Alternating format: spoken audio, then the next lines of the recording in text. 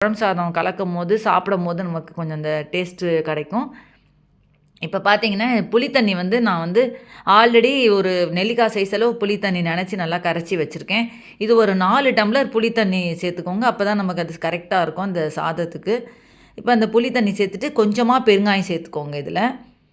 இப்ப இதில கொஞ்சமா பெருங்காயம் சேர்த்துட்டு இத நல்லா கிளறி விட்டுருங்க. சேனல் இப்ப தான் ஃபர்ஸ்ட் டைம் பார்க்குறீங்கன்னா, கீழ சப்ஸ்கிரைப் பட்டன் இருக்கும். பிரஸ் பண்ணிட்டு பக்கத்துல இருக்கிற பெல் பட்டன் பிரஸ் பண்ணி நான் போடுற வீடியோ நோட்டிஃபிகேஷனா வரும். சாம்பார் பொடி பார்த்தீங்கன்னா, ஒரு 2 1/2 ஸ்பூன் சாம்பார் பொடி சேர்த்துருக்கேன். இப்ப இத நல்லா கிளறி விட்டுருங்க.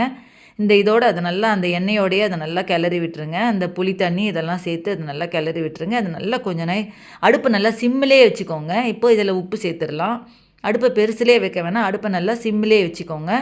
இப்போ இத பார்த்தீங்கன்னா, நான் வந்து அரிசி வந்து இன்னைக்கு 1 கப் அரிசி எடுத்திருக்கேன். 1 கப் அரிசிக்கு 4 டம்ளர் தண்ணி வச்சீங்கன்னா, உங்களுக்கு நல்லா நல்லா உங்களுக்கு குழைய நல்லா வத்த குழம்பு நல்லா டேஸ்ட்டா குழைய இதுவா கிடைக்கும். உங்களுக்கு டிஃபன் பாக்ஸ்க்கு வச்சு எடுத்துட்டு போம்போது கூட நல்லா உங்களுக்கு